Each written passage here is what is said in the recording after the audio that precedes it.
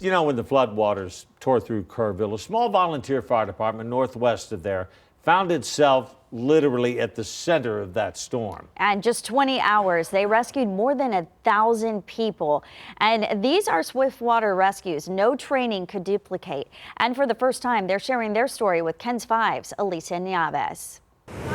We all grew up in this area, our entire team. July 4th, when Hunt first responders pinged for help, the Mountain Home Volunteer Fire Department was the first to answer the call. At 3:37, that page went out. Their 5-member Swiftwater rescue team had no idea what would happen next would forge a brotherhood that'll never break. Hearing all those screams for help, and the river created a scenario in which nobody's ever been taught or trained for. In the dark, 2 trucks, one red, one white. But the rising water came fast. We were there for about 2 minutes, and in that 2-minute time period, a wall of water came. They saved who they could near an RV park, then watched their own truck float away, which, although empty, still saved a life. So one guy actually got swept out of his house, saw this truck floating, was able to swim to it, climb up on top of this, and he rode it in the flood until it got to its final spot. That was just the beginning. Basically, every half mile, somebody needed help.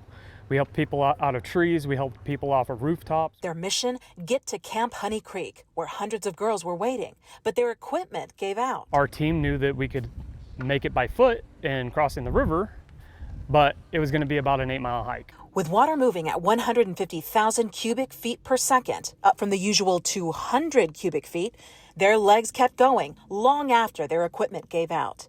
They crossed the raging river again and again, walking over 60 miles that day alone. We got a good report at the camp, 400 girls out playing. Their losses were great.